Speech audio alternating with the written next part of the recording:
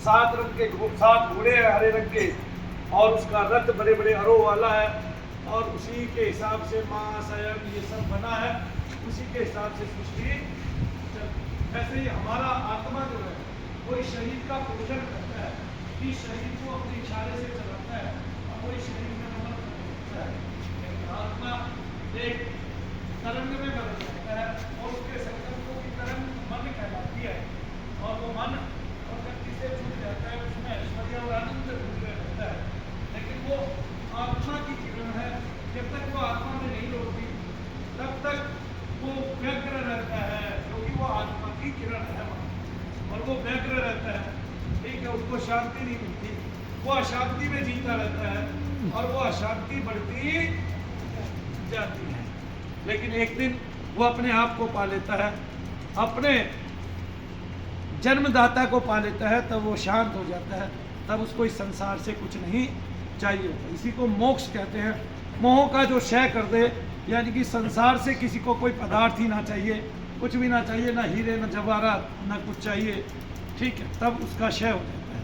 ये चीज़ इतनी जड़ता से हमारे से जुड़ जाती है कि बहुत कुछ, जब आपके भगवान शंकराचार्य द्वैत मत को बताने में इतने सक्षम हो गए कुछ हद नहीं, तब भी एक चंडाल उनके सामने आके खड़ा हो जाता है, और वो उसमें चंडाल को देखते हैं, तब वो भगवान शंकर ही होते हैं, तब वो समझाते हैं कि अंत में तू यहाँ छुआछूत दिखा रहा है, अंत में तुझे मेरे पास ही आना है, और मैं ही तुझे लकड़ी दूंगा, मैं ही तुझे जलाऊंगा। तब उनकी बातें समझ में आती है, वो क्षमा मांगते हैं, और लगता है जो मदमत्त था नशे में, उसकी परिक्रमा करते हैं, प्रणाम करते हैं, और तब अपने स्वरूप को वापस पाते हैं। तो ये मन इतना विकारों से घिरा होता है, ये अच्छे अच्छे को भी गिरा देता है। और मन की जो तरंगे हैं, वो जब वो और सूक्ष्म होती चली जाती हैं, तो आप दर्शन करती हैं, अपने परमात्मा को पा लेती हैं, और अपने स्वरूप को पा लेती हैं। एक बात, सेवा करने से आप अपने स्वरूप से हमेशा जुड़े रहते हैं। क्यों? क्योंकि कर्म एक योग है, और उस कर्म की ज्ञान के बराबर महत्ता है, और उस ज्ञान की भक्ति के बराबर महत्ता है। लेकिन ज्ञान में भगवान बताते हैं कि जो ज्ञानी है वो कभी भी गिर सकता है, उसको अहंकार आ जाता है, क्योंकि ज्ञान में अहंकार, यानी कि ज्ञान में एक वासना है, और वो वासना अहंकार रूपी है, वो होता ही होता है। कर्म में भी वासना है, कर्म के बदले जो फल चाहते हैं वो वासना है, उस वासना का क्षय हो जाए तो कर्म योग हो जाता है, और अहंकार का क्षय हो जाए तो थोड़ा सा ज्ञान भी योग हो जाता है, तो फिर कम ज्ञानी भी पूर्ण ज्ञानी बन जाता है, क्योंकि भगवान की कृपा उस पर हो जाती है। और फिर जो भक्ति करता है वो तो पहले से ही भगवान की शरण में भगवान चला जाता है, ओट ले लेता है। तो इसलिए जो भक्तिमती होता है उसको भगवान की ओट होती है, भगवान की शरण होती है, भगवान पे उसकी जिम्मेवारी होती है, उसमें अहंकार तो कभी आता नहीं। लेकिन मनु भैया के पास जो आते हैं उनको भक्ति, ज्ञान और सभी प्रकार के योग मिलते हैं। ये मैं आपको बताता हूँ, और आपको वो मिल भी रहे हैं, आपको समय समय पे जानकारी मिल भी रही है, आपने कैसे अपनी साधना को आगे बढ़ाना है, और कैसे आप घर छोड़ के आए हैं, केवल एक काम करने के लिए आए हैं। बहुत सारे को तो तुम्हें दिक्कत भी है, 10-20 लोगों को, 30 लोगों को, उनको अपनी उन दिक्कतों से भी पार पानी है। तो जिनको दिक्कत है वो जिह्वा चलाएं जल्दी जल्दी, और उस जिह्वा चलाने का एक असर होगा, जो भूमि के दोष हैं वो खत्म होंगे, और जो पृथ्वी के दोष हैं और अग्नि और जल के जो दोष हैं वो दोष प्रेत रूप में है, तो पहले 3 दिन की साधना में वो चले जाते हैं। कुछों के नहीं जाते हैं तो वो गहनता से उनको पकड़े हुए हैं। लेकिन मैं ये कहता हूँ कि उन्होंने अभी साधना को ठीक से पकड़ा नहीं है। अगर साधना को ठीक से पकड़ लेंगे तो वो दोष भी कभी रहेंगे नहीं।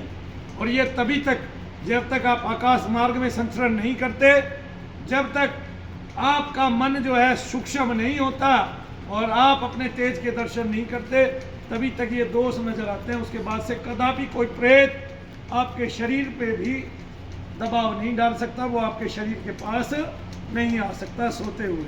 अगर कोई देवता ही आएगा तो बात अलग है, और कोई मलिन देवता भी होगा तब भी वो आपके पास नहीं आएगा। अगर आपने उसका उपहास उड़ा दिया या उसके लिए कोई बातें कह दी तो वो आपका संशय मिटाने आएगा, आपसे बात करने आएगा, तब वो भी, उसकी भी औकात नहीं है कि आपके साथ लड़ाई करे, युद्ध करे, क्योंकि आप देव स्वरूप हो जाते हैं, आप अपना आत्मा दर्शन पाते ही। तो निर्विचार रहने की हमें कोशिश करनी है, और ऐसा बीच बीच में करते जाना है, लेकिन जो हमें मूल जप मिला है वो भी हमें छोड़ना नहीं है। पहले 2 दिन हमें ओम सं शनैश्चराय नमः ओम का जप करना है, जिव्या चला के, जिससे सारे दोष खत्म हो जाए। दूसरे 2 दिन हमें उपायशु और मानसिक जप करना है, और तीसरे 2 दिन हमें मानसिक जप करना है।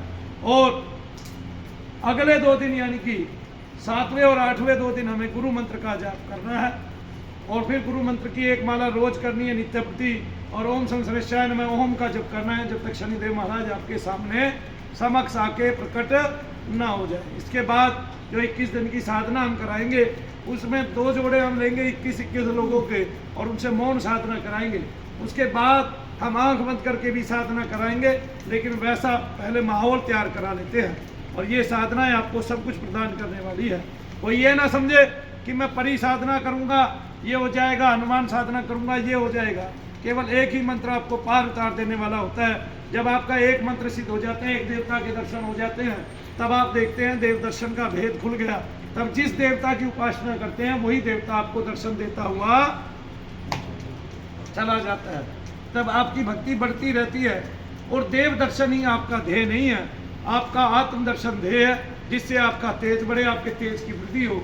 और कोई भी अगर आपका नाम भी ले, ध्यान भी करे, तो आपका तेज उसको तुरंत के तुरंत जाके छुए, इससे उसको पता चले कि मुझे शक्तिपात हुआ है, मुझे उनके नाम की वाइब्रेशंस हुई हैं, और मेरे दोष, मेरे रोग, मेरे कष्ट हरे गए हैं। तो हमें जो साधक तैयार कर रहे हैं वो ऐसे तैयार नहीं करने हैं जो लोगों के पास जाएं, मार्केट में जाएं, बैठे लोगों का कल्याण तो करे ही, केवल उनको लूटने खाने की बात करते रहे। ऐसा कदापि हमें करना नहीं। अभी एक केस हमारे देखने में आया है, वो कौन सज्जन है ये तो मुझे पता नहीं, लेकिन सुनील भैया बताएंगे उन्होंने क्या किया। उन्होंने ये किया कि जैसे कोई उनसे जाप करवा रहा था, तो उनसे एक तो पैसे मांगे, कि जैसे पैसे मांगे कि यहाँ कुछ नहीं होना है, तुम मेरे पास आओ, मैं तुमको 15,000 रुपये दो, मैं तुम्हारा इलाज करवा दूंगा। तो ऐसे जैसे दूसरों को लालच देकर, और वो भी गलत दिशा में ले जा रहे, क्योंकि उनको भी पता है कि असलियत कहाँ है। अगर असलियत ना होती तो वो यहाँ जाप ही ना कराते। हाँ, तो ऐसा कदापि नहीं करना है। ये तो गुरु के घर में ही बैठ के पाप कर दिया तो छूट अलग बात है। चलो वैसे तो जिसके मन में जो आए वो करता ही है, लेकिन फिर साधनाओं का असर ही नहीं पड़ा, तो फिर साधना करने के लिए आपने समय नहीं देना चाहिए। हाँ, बोलो जय शनिदेव। अब मंशा मेरी है 5 मिनट तक बैठो और निर्विचार रहने की कोशिश करो, क्योंकि मैं अभी आपको लंबा नहीं बैठाऊंगा, क्योंकि घर जाके सवेरे मैं आप लोगों के कल्याण के लिए जब करता हूँ वो मैं करूँगा ही करूँगा, आपकी बाधाओं के लिए जब करता हूँ वो मैं करूँगा ही करूँगा। ठीक है, लेकिन आपने मेहनत करनी है। हाँ, किसी ने कुछ पूछना है तो पूछ सकते हैं। जाके जैसे आप गुरु मंत्र की माला का जब कर सकते हैं, गुरु ना करना है, 1 माला 2 माला कितनी माला कोई उसको धारण कर सकता है। ठीक है ना, माला को पहले जो जाप करते हैं आप वो जाप भी कर सकते हैं। ठीक है ना, ऐसा नहीं है वो जाप आपने नहीं करना, वो जाप कर सकते हैं, लेकिन आप जाप ना करके अनुष्ठान ही करें। चाहे 3 दिन का अनुष्ठान करें, 3-3 दिन का अपने घर में, ताकि देव दर्शन के करीब पहुँचो। तो जो जप कर रहे हो यहाँ से जो जप दिया है पहले उससे देव दर्शन कर लो, फिर उसके बाद पूरी जिंदगी जो चाहे वो करना, वही फलित होता रहेगा। लेकिन जब भी करना एक का करना, सारों का कभी भी मत करना। ठीक है, सारों का करना तो वो मंत्र करना जो हमने बताया है, उस मंत्र में बहुत सारे देवी देवता है, और वो इस लोक के कल्याण के लिए तो ठीक है। ठीक है ना, अपने कल्याण के लिए वो ठीक नहीं है, यानी कि लोगों पे उपकार करने के लिए, उनकी प्रेत बाधाओं को दूर करने के लिए वो ठीक है, लेकिन अपने आत्म कल्याण के लिए वो ठीक नहीं है। अपने आत्म कल्याण में तो आपका गुरु आना ही आना चाहिए, या आपके गुरु का इष्ट आपको कृपा देने वाला होना चाहिए। बोलो जय शंकर। हाँ,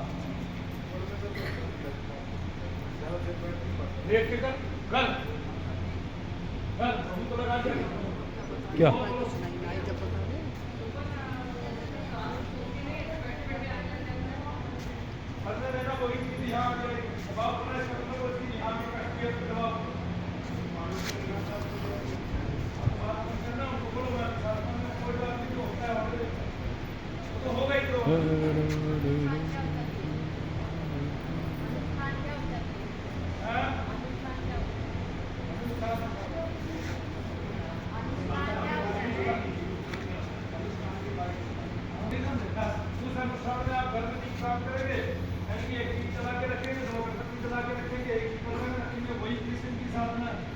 लेकिन फिर वो साधना की तैयारी मैं कराऊंगा, जब कराऊंगा तो 2 दिन पहले सबको बुलाऊंगा, सब अपने घर पे करो, ठीक है। कोई 10 दिन का करो, कोई 11 दिन का करो, कोई 21 दिन का करो, कोई 3 ही दिन का करो, ठीक है। लेकिन भगवान का हो, ठीक है ना। तो जैसे महिलाओं को घर पे वो ऐसा भाई हाथ उठ जोर जोर से उठा लिया होगा, यूँ कर दिया होगा, कान की नाड़ी हाथ से जुड़ी हुई है, बैठ जा, ठीक हो जाएगा। अपनी भाभी से करा के आती है।